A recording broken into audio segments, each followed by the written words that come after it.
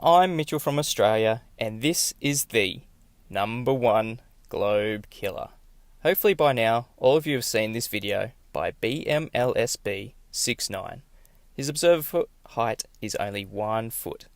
Now that first platform is 6.2 miles away, and platform habitat is 9.4 miles away, with the horizon far in the distance beyond that. Now I'm going to let you just sit there and take this in, because this is the absolute #1 globe killer.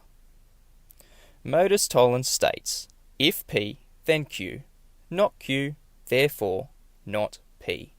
If P, we live on a globe of radius 3959 miles, then Q, every horizon distance measurement cannot be more than 1.23 miles times the square root of the observer height in feet. Not Q, the geometric horizon is far greater than 2.73 miles for 5 foot. Therefore, not P, the Earth is not a globe.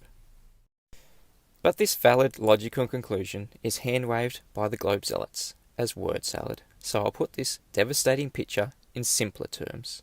Globe believers must have a physical leading edge, the geographical edge to their sphere, in order for boats to go over it, and for land and water to curve around it. It's a fundamental pillar to their religion. If the globe they presuppose has a radius of 3959 miles, then the horizon distance is set by the height of the observer. So what makes this image so devastating is the height of the observer at only 1 foot. The horizon should be 1.22 miles, but even if we set it at 5 feet, the horizon should be 2.73 miles. But we can see the bottom of platform habitat where it meets the water 9.41 miles away, and the horizon above that beyond in the distance, making it fundamentally impossible to see this from 1 foot on a globe. I'm claiming what every single glober in here claims. The Earth curvature is not the horizon. It's not Earth curvature. Nathan, this observation looks the same every single day. The weather has nothing to do with it. And every time you see the horizon, you're actually seeing the geometric horizon. We are not going to see the geometric horizon. No one's claiming that we see physical geometry. It's not a visual horizon. And every time you see the horizon, you're actually seeing the geometric horizon. Horizon is the one that you see. And the geometric one is the one we don't see, because if we don't see it, it's not a horizon. It's not a visual horizon, but it is so we don't visible. see it, so it's not a horizon. You are correct. We do not observe geometric horizon. Welcome to Flat Earth. Changed by refraction. Do your eyes always tell geometric truth? The short answer to that last question is no. At best, you would have disproved the radius of the Earth. Back to Mitch, though. I did a debate with him on Fight the Flat Earth, and there's a certain part of that debate that he has used and has been spread to other channels. And I think I just need to clarify something a bit. So if the Earth is radius 3959, then the geometric horizon can only be 1.22 miles times square root of the observer height in feet, which I agree with. So if you could show that the geometric horizon is not at that distance, not Q, then the Earth, P, is not a globe of 3959 miles. That's all you will have proved. Mr. Sensible gets it! Finally a glob that understands the Black Swan argument. And through knowing the argument, what's the conclusion? It would be a different diameter. Perhaps 3960 or 3961. You complete and utter twonk. Okay, unless you so assert that the globe has a bigger radius. Exactly, that's what I was going to say. At best, what you have done, if that was all correct, at best... Mitch, I was very careful in what I said. Those penny drop moments were when I was being very sure about what you were saying. And I'm very clear here that at best, if everything you said was correct, and it wasn't, then you'd have disproved the radius of 3959, i.e.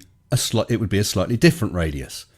A slightly different radius? Well, let's do the actual maths then. Here it is set out for everyone to go over in your own leisure.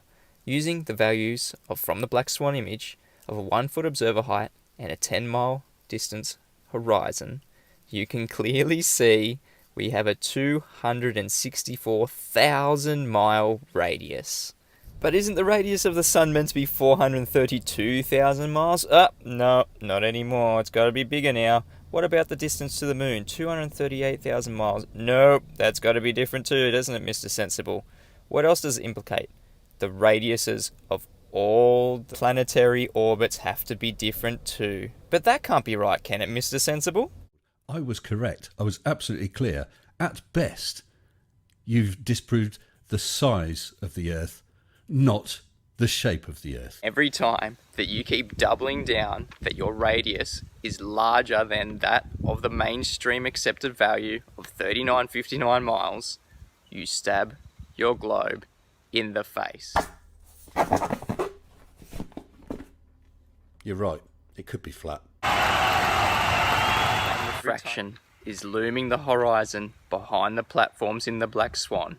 You stab your globe in the face. You're right. It could be flat. And I think I just need to clarify something a bit. Horizon isn't a physical thing. It's just the point at which geometrically the tangent that you're looking at towards the surface of the Earth. So that red area now is hidden behind the horizon, the physical geometric horizon. Behind the physical horizon. Yeah. Yep. Higher in elevation than it usually is. The horizon isn't an object. It's just a point a certain distance away from you. Correct. The blue area. Not Q. We don't have a geometric horizon. Then not P. The Earth is not a globe. We do have a geometric horizon, we just can't see it, but perhaps we better agree to disagree. But I would like to see that butane experiment done again. There is no, the horizon, there is a geometric horizon, but if you walk forward 6 feet, the geometric horizon would move away from you by 6 feet. It's not an exact point, it's just a distance. So that's apparent. It changes. But can I ask you, if it is an apparent location, the horizon, what is cutting off the bottoms of those ships? On occasions when you see that, the ship is beyond the geometric horizon and the amount of refraction is not enough to lift them further into view. So the geometric horizon is hiding them.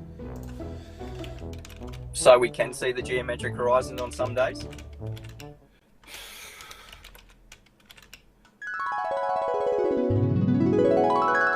We do have a geometric horizon, we just can't see it, but perhaps we better agree to disagree. But I would like to see that butane experiment done again. So we can see the geometric horizon on some days? No, it's hidden behind the water, but there's not enough refraction to lift the image of the full ship above that apparent horizon. At best, what you have done, you would have disproved the radius of the Earth. Andrew Young cites geometric horizon as where the apparent horizon would be if there were no refraction, equivalently where the cone with the vertex at the observer's eye and tangent to the sea surface. So you said the geometric horizon is what? That refracted? It's where the apparent horizon would be if there were no refraction. Okay, so it is the horizon that we see because there's only one horizon. The horizon is the refracted horizon, correct? No. That's what you just, I'm sorry, you just said that. No, it's not. No, it's not. Going round in circles. Yeah, that's what you just said, Brenda. We don't have an apparent horizon and a geometric horizon. We just have a horizon. It's just not geometric. Correct. Yeah, well then, welcome to Flat Earth. You've just made it plain we don't have a geometric horizon. So what geometric position, moron? You don't have one! We do. Oh, so now we do. Only 30 seconds ago, ladies and gentlemen, he made it plain we don't have a geometric horizon, and now we do. No, we don't have a geometric horizon. You seem to be double flip-flopping. We have got geometry, and it's... No, we haven't. We've demonstrated a geometric impossibility in the Black Swan image. Ergo, you don't have a geometric horizon.